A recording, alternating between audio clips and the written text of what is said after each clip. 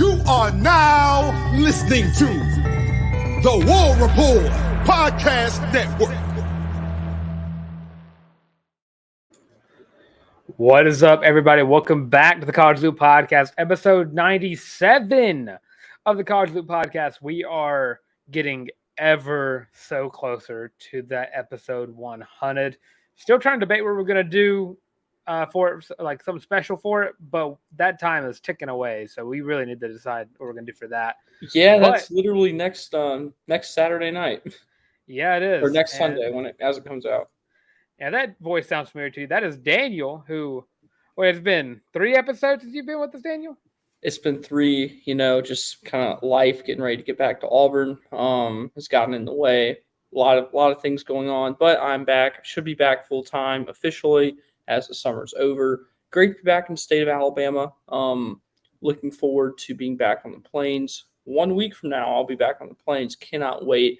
It's been a fun summer. Had a good time, but looking forward to getting back home, getting back on the grind, and, just knocking it out, man.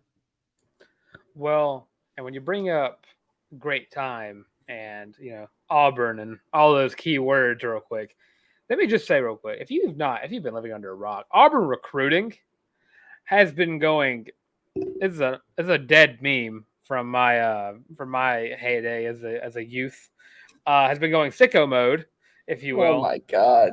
In terms of Auburn just picked up yesterday the commit of 4-star corner Jalewis Solomon from, I'm going to butcher the heck out of this because Georgia folk just have the weirdest names for stuff.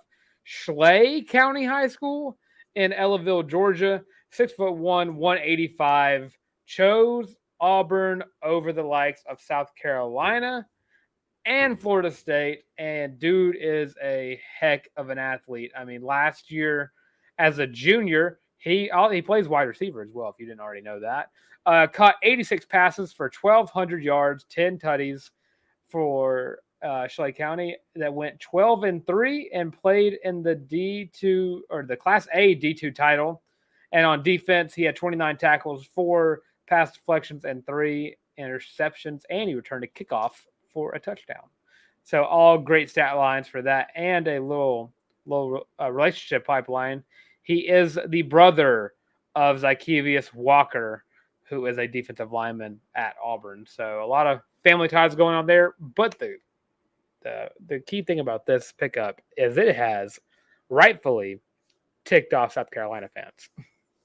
Yeah, this is a guy that they thought that they were in for right down to the very end. And it's just nice to see Auburn consistently winning recruiting battles against SEC schools. Obviously, last week did it against Alabama, did it against Georgia. This isn't on that level. Not going to act like it is. But still, this doesn't happen a year ago. That just on a side note real quick, that is the mentality that Auburn fans need to carry with everything that goes on this year. That wouldn't have happened a year ago. Things are moving in the right direction for this program. And you bring up, you beat out Alabama and Georgia last week for DeMarcus Riddick and Perry Thompson. But it's worth noting for South Carolina, they have also been on a hot streak as well. And it's something that we haven't really been paying that much attention to, because we're Auburn-centric, wearing the logo and the hat. South Carolina's been on a tear recently, too. They picked up a 5-star in Dylan Stewart last week as well. And you go into this week, I was expecting another defensive back commit yesterday. Jalewis Solomon, I had already written it in the stars that he was a South Carolina lock, and if it wasn't South Carolina, it was Florida State. Yeah. And from the looks of it, it looks like South Carolina fans went into today and said, "Oh yeah, we got Jalewis Solomon." Well, they didn't, and it has annoyed and ticked off a whole other fan base of Twitter fans that I am just rolling in, because it is hilarious to watch these guys get so upset over a high school guy picking another team over them. And there was a guy on Twitter. I don't know his name. I don't think I need to know his name. He had a little rant post come out about high school athletes asking him to do free commitment graphics. He volunteered to do the graphic. They said, yeah, sure. Or, yeah, dude, go ahead and get that ready for South Carolina, and then they don't come, and he got a little upset. He said it like affects him, and he thinks it's like not cool, but they're high schoolers. What do you expect them to do?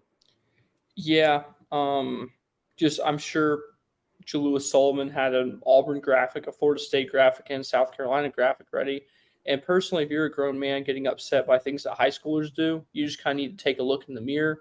Like Dylan, you're about to be a high school teacher. I'm sure that's something that you've thought within yourself. Like, these are kids.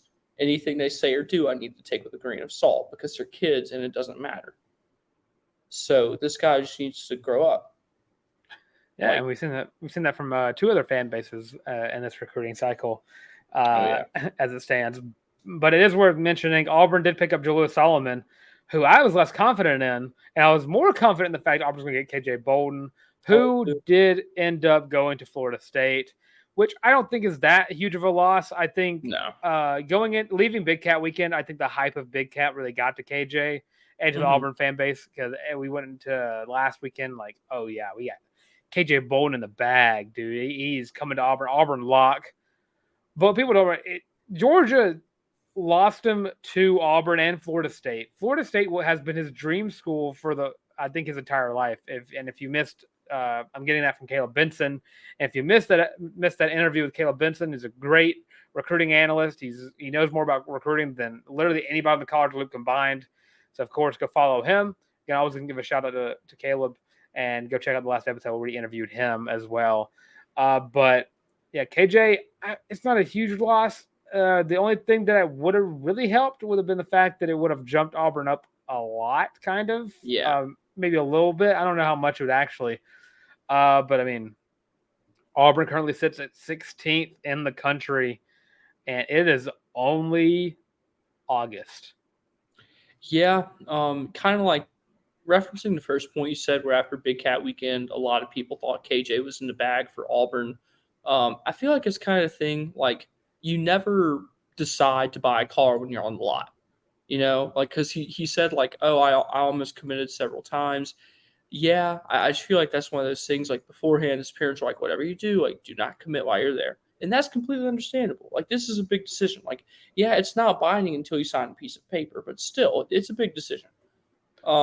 So I wasn't really surprised when he didn't commit there, because like Perry Thompson's different. He knew he was going to do that. Like, his mind had been made up, he said, for a month. So obviously KJ's wasn't. So I definitely think the hype kind of got to him a little bit. And then he, got home, got back to Buford, and was like, okay, this place was great. Do I really want to go there? Or, do I want to, I've been dreaming of going to Florida State for as long as I can remember. Like, do I want to do that? Like, Florida State's a program on the up. Like, I've got them as my sleeper to win the ACC this year. So that's kind of why I think it is. And I really I've seen a lot of Auburn fans kind of going after him for like leading the program on. Like, first of all, this isn't high school drama. Like, grow up. Like, I'll address it with Auburn fans too. Grow up. And another thing, like, he's a kid and it's his life. Like, you've got to keep those two things in mind. So, KJ, great luck to you, man. From what I've heard, you're nothing but a solid guy as well as a football player. So, hope to see your career thrive in that beautiful garnet and gold, man. Yeah, and I mean, it's worth mentioning that Mike Norvell. You bring up sleeper pick for the ACC. Yeah, Mike Norvell's been doing a hell of a job down. Yeah, fourth in the country in recruiting. Yeah, and I think they were top 10 in the transfer portal class as well, too, if I'm not mistaken. So, I mean, I agree with the pick for them being a sleeper pick. I'm a little biased towards Miami. I don't know what it is. I picked them to win the ACC a year ago, and now I'm just like, I got to see them win it now. I'm sticking with my guns year in and year out, even if I'm wrong. But you lose KJ Bolden. You pick up Jalewis Solomon, which is now Auburn's, 1, 2, 3, 4, 5, so fifth defensive back of the class of 2024, which is funny to think about in the sense that this is not a position of need for Auburn. But no. Zach Etheridge and Crime Dog have been very adamant on getting their guys.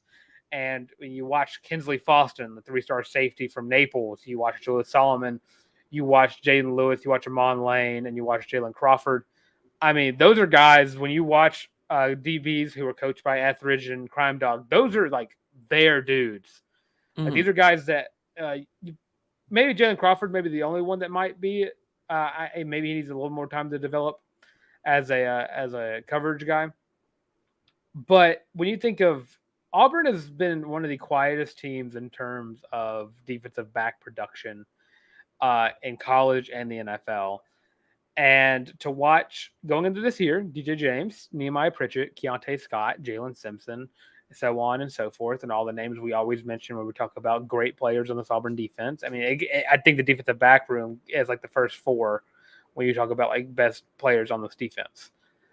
And you're seeing names like Kyan Lee come up, a true freshman who might see like very, very adamant playing time for the Tigers. And you're watching Austin Osbury and JD Rim, both also sophomores who are also looking at getting some playing time.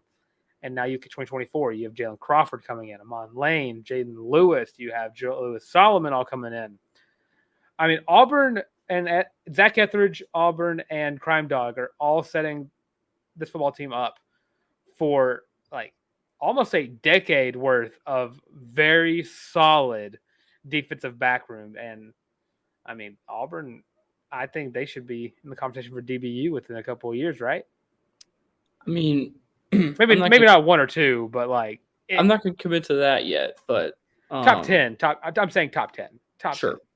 Why not? Yeah, it's been a real like position of strength for Auburn, as you've said, and that's important. I mean, in today's game of football, you've got to be able to defend the pass, and there's nothing that will defeat a team more than them just getting absolutely diced up. So if you can prevent that from happening, you put yourself in a pretty good shape. Yep. And again, just to mention, Auburn is, again, 16th in the country. And I want to say probably one of the hottest teams in the recruiting world right now, and probably alongside Florida State and South Carolina. And, I mean, beating out South Carolina for Jalewis Solomon was huge. And maybe not that big of a loss for KJ Bolden. Like, yeah, you won another 5-star, but, you got 5 other cornerbacks coming in. What's one going to hurt?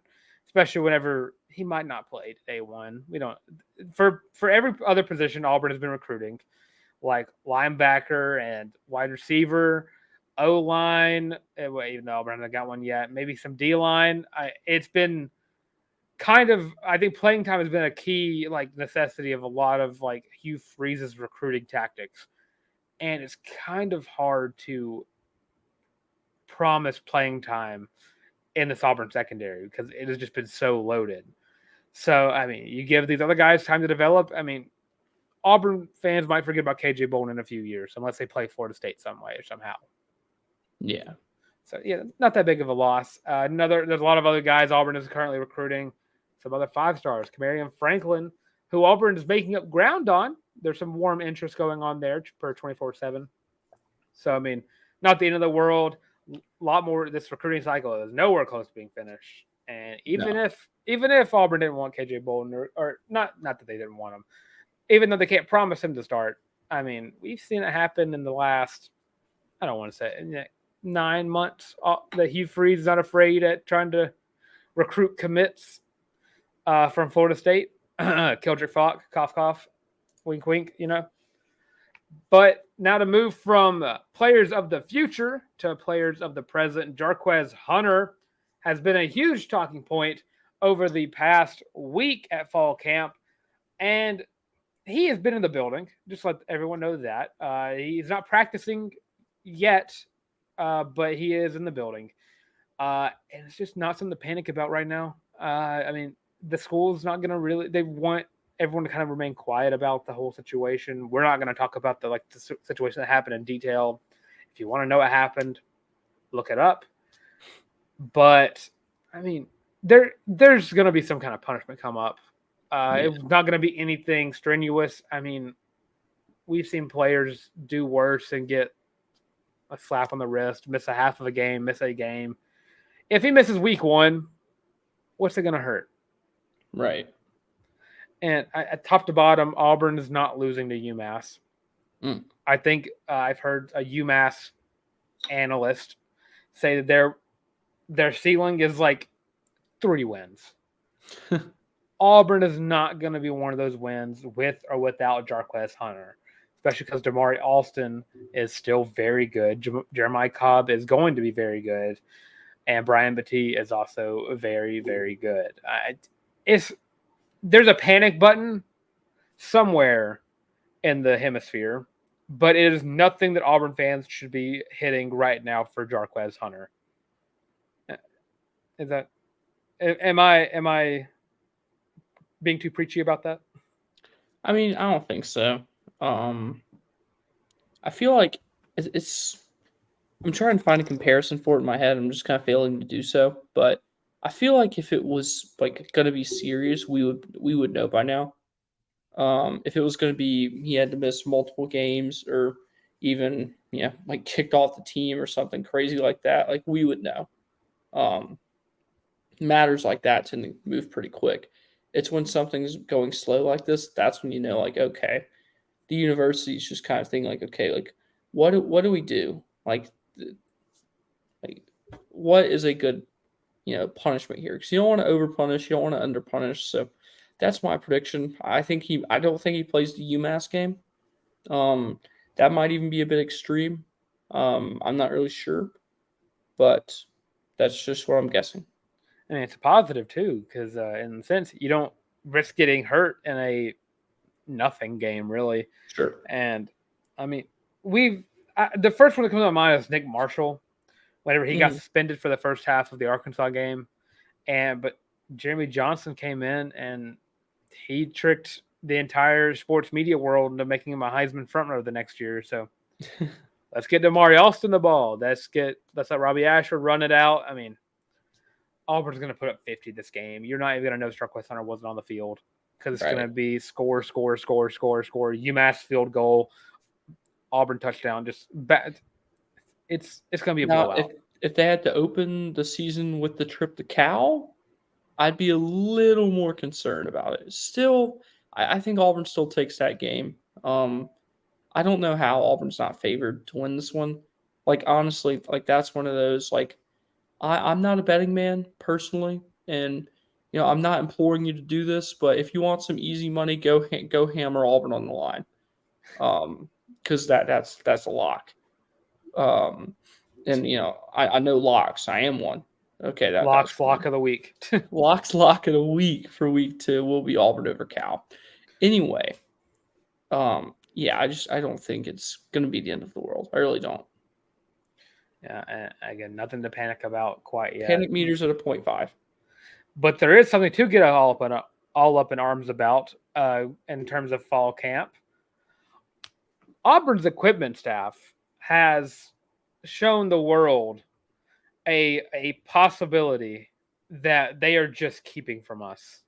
And that is the blue pants with the white and orange stripe down the leg. And it looks so good. It looks so freaking good. And they announced it's only for practice, which I think is a load of crap because I'm pulling up now. It looks so good. Like, if you're watching it, look at that. That is gorgeous. That is the type of uniform that I need in my life. Imagine that with a white, like the actual white jerseys. That's clean. That is the definition of the word clean. Yeah, I'm not sure when the last time Auburn has, made a significant uniform change, not like other than the face masks, but it hasn't been within my time following the program. So, the blue pants would look good in a game, I think, but that just the white on white look is just so iconic. I would hate to see it go away on the road unless, like, if they wear blue pants at Cal, like I think I'd be okay with that. But for an SEC road game, I'd like for them to stick with the Stormtroopers as they've been coined. The worst part about me I've always been a component of Auburn really should try to throw in some alternates. Why not? It makes the sport. I don't want to say it makes it fun. Because tradition is a great thing about Auburn, but in the new tides turning for college football. It is more of a spectacle, and it does help to have some nice looking uniforms come around, and maybe a new sponsor as well for Auburn football, hopefully. But I mean, it also hurt me because I'm also a big orange jersey truther as well, because I really want to see an orange jersey in my lifetime. And watching the quarterbacks play with it looks weird. It probably would look weird in game, but like the white helmet with the orange jersey and the blue pants, like that. I don't know about all that. I don't think it fit, but like I just it all wants me to do is I want like the white jersey with the blue pants. I want the orange jersey with white pants, and I mean I don't. I think messing with the helmet's probably like a bad idea. Yeah, the three main pieces of the uniform, that being the helmet, the jersey, and the pants, I feel like the one most likely, like other than the face masks, because I mean those have been altered plenty over the past few years, but I feel like the part of it to most likely to be altered is the pants, because like you said, the white helmet with a blue face mask with the white jersey and the blue pants, like that's not that risky. I feel like that'd look okay, but I don't know. I'm seeing something beautiful though. I'm seeing white helmet, orange face mask, white jersey, orange pants, white socks, white cleats. It's hard to envision. It's not for me because I've been wanting this for a while. I will argue with anybody that Auburn should get alternate uniforms. And I'm all for alternates, but Tar is the biggest old head on the show when it comes to uniform changes, and I have argued with him countless times that Auburn should at least experiment with some alternate uniforms for games that don't matter. Well, yeah, I agree with that. And kind of, if you don't know, I don't know how you wouldn't know by now if you've been a long time supporter of the show. I'm a huge Boston Red Sox fan. They're one of the teams that's like extremely rooted in their traditions, and alternate uniforms for them for a long time were like the idea of it was like you didn't even talk about it. You wore the white on the white at home and the gray on the road. Well, I think it was 2005 or 2006 they debuted the red jersey for weekend home games. I love it. It's my favorite of the Red Sox jerseys. And then I think it was 2013 or 2014 the blue jersey for road games came along, and they look great. Of course, the whole fan base was skeptical at first, and I feel like baseball uniforms are less risky than football uniforms anyway, because they're just more basic in nature. But I mean, people were skeptical and they looked good. So, I mean, I'm all for trying it. Like I'm an adventurous person. I like to try things, but if it looks bad, and I don't think Auburn's equipment staff would let it, but if they did, you can't bring it back. And further, I'll end the point here. Traditional uniforms are always going to receive hate for attempting to go against the grain. Sure. But I think in this case, it would benefit because I think watching it in a game, I think you'd get a lot more lovers of an alternate uniform than you would get haters. And that's stretching past Auburn fans as well. Because I mean, like any other fan base would be like, oh, Auburn's got some nice uniforms going on. Yeah. And I think Auburn's like one of the, I want to say outside of, I think, Bama. And I think that's about it. I think Auburn and Bama are like the only two SEC schools that don't really alter their uniforms at all or get new ones. Everyone else I can think of, regular or not, maybe not regularly, but has an alternate of some kind. My personal favorite, I don't know why these got so much hate, but like the smoky gray that Tennessee wore and Texas A&M wore. Oh, and the black ones they wore too. Yeah, like I don't know why the black ones got so much hate. I really don't. I don't get what they did either. And I speaking of Tennessee, I mean Nashville, the Vanderbilt had the Nashville skyline on the back of their helmets. Yeah, like that was sick. Chef's kiss. But in all this positivity talk, Daniel, how's it got you feeling? It's got me feeling good. Football is almost back. That's pretty much everyone in the South's favorite sport. Now that I'm back, like I'm feeling it again. So I'm excited both for college and NFL.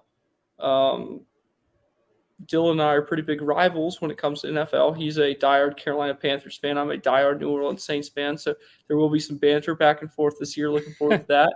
But as far as the college side of things, man, well, and the NFL, but I'm excited for football. And it's only about a month away, and I'm ready, man.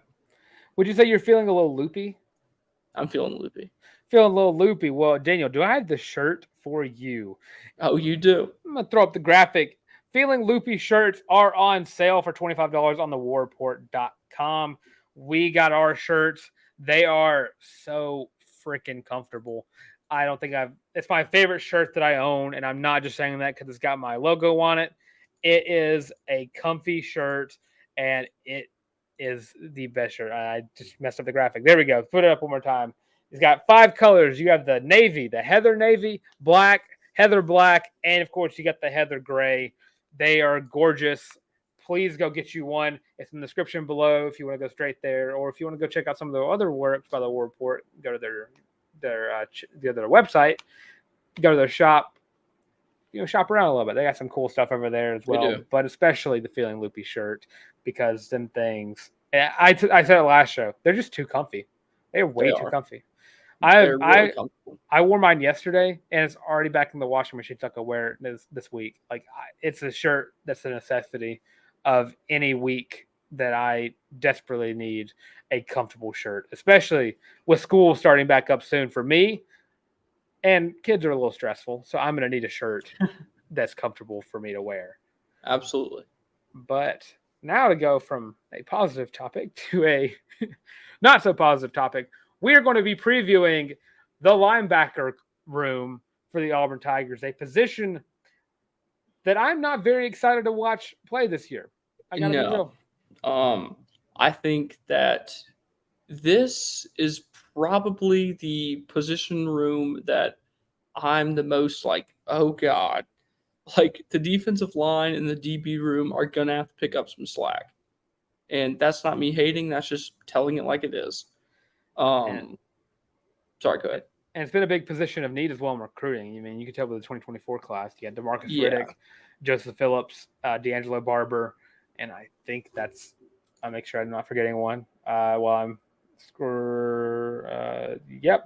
You got 3 linebackers coming in for class 2024, all to really help beef up that linebacker room. That Auburn only picked up 2 transfers from this past Austin year. Linebacker Keys and who else? Larry Nixon III. Okay. And if you want to count North Texas. Yep. Okay. The feeder school, if you will. Right. North Texas picked up 2 transfers from there. But I mean, I look at this linebacker room. Austin Keys probably been the best one that we've been hearing about through the spring, and I've not been hearing anything about the fall camps quite yet. I need to go read some articles on that. But Austin Keys has been the best linebacker, and he's the one I'm least worried about.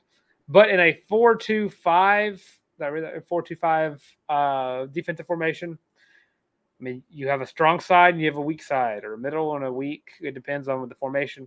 So there's going to be another guy that's going to be having to help Austin Keys, and we have no idea who that's going to be.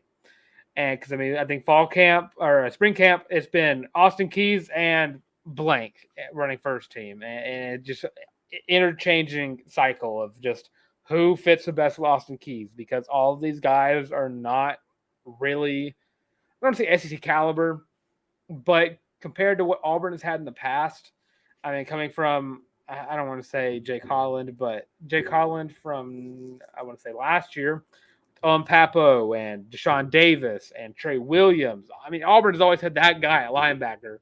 Yeah. And I want to say the last couple of years, I mean, OP and Zacoby was probably one of the most fun linebacker combos to watch ever. But last year it was Owen Papo and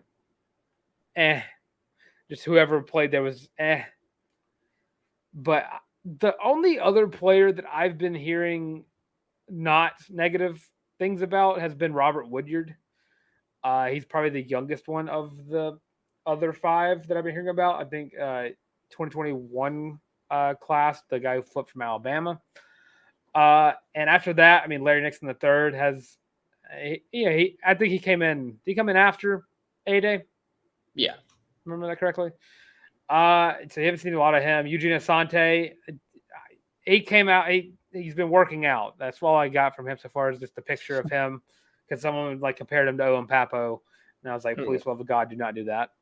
That's like on par with comparing kids to Cam Newton. Just don't do it. I wouldn't go that far. Okay, you're right. It's a step below. It's a step below that. It's a few steps below from Cam. I would say it's within the same universe. And I get it's like physique wise, but athletic wise, no one's coming close to Papo for a while. Wesley Steiner and Cam Riley are both returning, and they're both guys that I've just not been impressed with. And ever since they started in the field, Last year, right around when the season started, like everyone talked about Cam Riley like he was the truth, and literally every play on defense, somebody was bailing him out. Same thing with Wesley Steiner. Like I was so unimpressed with those guys. It's not even funny. And I feel like that makes what Owen Papo was able to do even more impressive. That the fact that he had to pick up so much slack. Yeah, and it's funny saying that, even though the fact that we always talk about on the show that OP was just used so improperly from the last few Auburn coaching staffs, and linebacker has always been a pretty solid position for Auburn. I mean, looking back, the first ones that come to mind are like the Keo Spikes. It's the first one that comes to mind when I think of Auburn linebackers. Like Auburn has had a history of good linebackers. Yeah, but this year, I mean, Hugh Freeze, of all the great, and I love what he's been doing in the recruiting world and the transfer portal. I really wish he would have hammered in some more and brought in some more linebackers because I'm just not positive. I'm not thinking positive on the linebacker core because Austin Keys and Robert Woodyard are the two that I think should probably be the two starters. After that, throw in Larry Nixon. I think Eugene Asante of the returning guys has been the least unimpressive, if that works grammarly. Wesley Steiner and Cam Riley, I think it's time to give up on. Yeah. I'm just, Wesley Steiner was a walk-on who earned a scholarship. You always love that. They're some of my favorite videos every year. But that's just kind of – this is a position that needs an overhaul still. And it's kind of like there were two – the way I see it, there were two positions – that were just in desperate need of some attention when Hugh Freeze took over, and that's wide receiver and linebacker, and O-line. But they overhauled the O-line pretty well. And the wide receiver as well, I would say. Yeah, for sure. They've definitely got that on the right track. But linebacker, and I know Hugh Freeze is definitely more of an offensive-minded head coach, so this is an effort that isn't entirely on him as much as the receiver room and O-line, but it's still his team. So it's still very much involved with him. And, man, the efforts to improve it have kind of not been what I would have liked. And, yes, for the future they are. The 2025 linebacker room will probably make us eat our words because with the kids we have committed, it's not even over. It'll be a good position at that point. Give them a year to get in, develop. But, that's 2 years away. What about now? You've got Austin Keys and whoever slack he has to pick up. I'm just I'm not excited about this position at all. Yeah, and this has been one of the positions we've held off on the longest because it's just it's just not a position that Auburn is the strongest at. And I think when you think of games that Auburn could lose, and we talked about it when we previewed Georgia and we previewed LSU, that they were both where it's Jane Daniels is going to have a field day against these linebackers running wise because Austin Keys can't be in three places at once. Mm-hmm. And Robert Woodyard he's still developing. Larry Nixon's more of a pass rush guy more than he's going to be in the coverage. Asante and Riley are coverage guys in a little bit, but I just don't trust Cam Riley in the slightest. No. There's times where I've looked at Cam Riley play and I was like, I wonder if I could get a 5-yard slant on Cam Riley. And that's not me diss on him. It might sound like that way. It's just watching Steiner and Cam Riley, and every year it's the same old song and dance. This is the year that Cam Riley and Wesley Steiner both take off. They both developed very well, and this is the year that we're going to hear the most about them. And it's just not. It just hasn't ever been, and the linebacker room has just been poor outside of like a couple of guys. 2019, Jacoby and OP, 2020, you got them back. Jacoby left, and then OP just didn't have anybody else. And you tried to trust Steiner, you tried to trust Riley in those situations. Just didn't happen. And I mean, Chandler Wooten was pretty good. And I hate that he missed out on the 2020 season because I think he really missed out on the development that he needed. But 2020, I think 2021, Wooten was good at times, but sometimes just kind of tell that he's like, this guy didn't play football for a year. Now going into the next season, 2024 season, DeMarcus Riddick is a guy who I think is going to end up starting day one. And that is just saying that before Auburn even starts recruiting transfers for the class of 2024 as well, which I think linebacker is going to be a big position of need there as well, just because that's just what Auburn needs right now. But going into this season, Austin Keys is going to be your guy, and you're just going to have a revolving door of linebackers on the other side of him. Just throw in another guy who can give Austin Keys a break when he needs one, and that might be the time where like Brock Bowers or Jaden Daniels decide that, you know what, why not? Let me just go ahead and take the ball 20 yards down the field. Yeah. And that is probably, I don't want to say the worst position. I could say the worst position, but I'm not going to say worst. I'm going to say the biggest question mark for Auburn position-wise going into 2023. And I'm saying that over quarterback. I'm saying that way over quarterback is, can the linebackers pick up the slack, and can they improve on last year without the presence of Owen Papo? But going into next show, speaking of previewing, we are going to be previewing Vanderbilt's homecoming game against the Auburn Tigers. So stay tuned for the Tuesday show where we will be previewing that game. And I mean, as it stands right now, Daniel, I am currently the biggest. Me and Tar both have the same record with I believe that is a 6-2 record going into this game. You and Colin, I believe, is a 5-3. So stay tuned for that. And now we're going to go into baseball.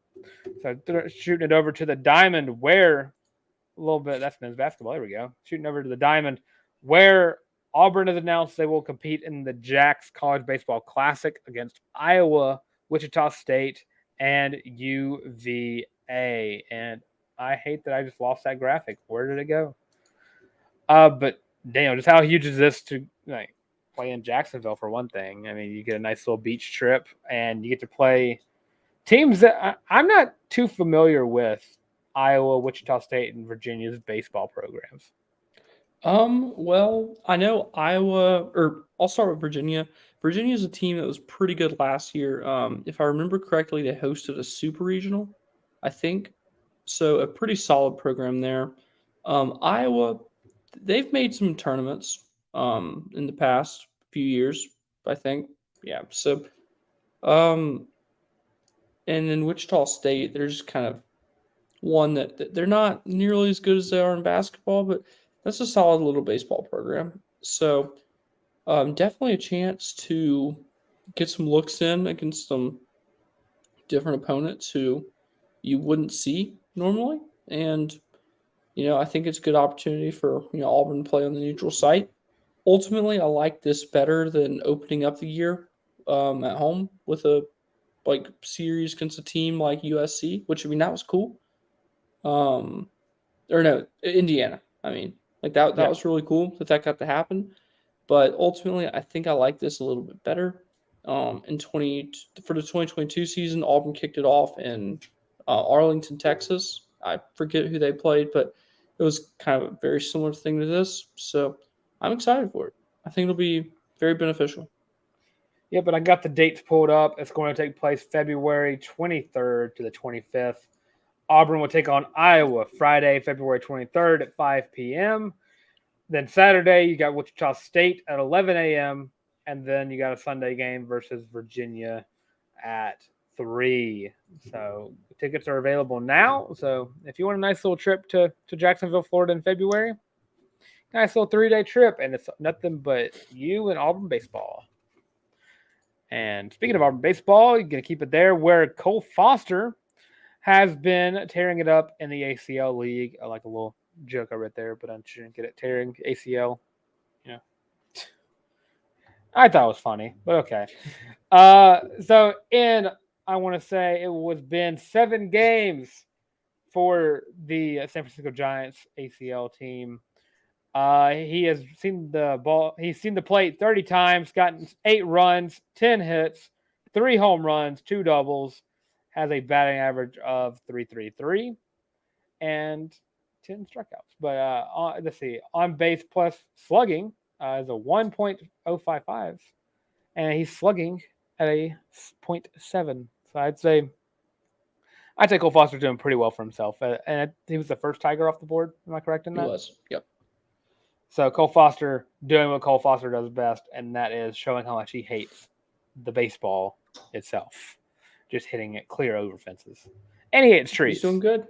Can't forget he hates trees as well. And he's really trying to hit those. He's trying to hit trees in San Francisco. So I don't know. How hard do you got to hit a tree in San Francisco? I feel like that's very. That'd be a poke. If he hated people on kayaks, that's very doable. I've never been to San Francisco, so is there a lot of kayak in San Fran? So they have a really cool stadium set up. My best friend Will actually just got back from there, but let me get my bearings. In right field, beyond the ballpark, like there's a walkway, and then they call it McCovey's Cove. There are a ton of kayakers in there, and they go around for home run balls and stuff. It's really cool. It's kind of one thing on my bucket list is to be in one for batting practice out there. I wouldn't want to do that for a game just because, anyone who knows me, I'm not the biggest outdoorsy type. I like to hike, and I like kayaking and stuff like that for a little bit, but not for hours. I'm kind of an hour and I'm good kind of person with that stuff. But yeah, so going back to the original point, that was kind of a rabbit hole. If he hated kayaks, he definitely has a chance to take out a kayaker. Which that alone would be hilarious to watch. Oh yeah, that'd be must-see television. And then just to wrap up the show, we're gonna talk about a little gymnastics going on. And I gotta be honest, I don't know the most about gymnastics outside the Auburn, outside of Neville Arena. My knowledge of gymnastics is not very good. But Suni Lee has qualified for the US Championship in her return to competitions. And I think, if I read this right, she finished second in the US Classic, right behind, another all-time legend and at the gymnastics sport, Simone Biles. So I think when you think of gold medalists in the Paris Olympics coming up, I think you have there's 2 in mind right there, and it's Suni Lee and Simone Biles. And huge ups to Suni. And I know last season didn't really go her way. Injuries came up in it, and I think there's some mental health stuff as well. So props to her for getting all that straight and getting healthy again. And she's gonna always what she does or has. What she has been doing. She's going to kill it on the national stage whenever she goes to Paris. For sure. Because that's just how good she is at the sport. But Daniel, go ahead and let everybody know they can love you, find you, and support you. You can find my written work for the 1819 News or for the Auburn Daily or for Braves Today, both Sports Illustrated Fan Nation properties. You can follow me on Twitter at Daniel J. Locke. Yep, got it right the first time that time. And we'll see you 2 days from now. And of course, I'm Dylan Larck at You Boy the Tank on Twitter, X, whichever one you want to call it nowadays. And if you want to follow us, you have us on, again, Twitter or X, Facebook, Instagram, TikTok, and of course, right here on YouTube where you can like, comment, and subscribe. Leave some questions for us in the comments. Leave some hating comments. We love the engagement. And of course, leave us some Theoretical Thursday prompts in the the words comment section below. And while you're down there, go ahead and like and read the description where, again, you can get your own Feeling Loopy shirt through the link in the description below. And if you listen to the podcast, you have us on Spotify, Apple Podcasts, Google Podcasts, and Amazon Music. And with all that being said, it's been the College Loop Podcast.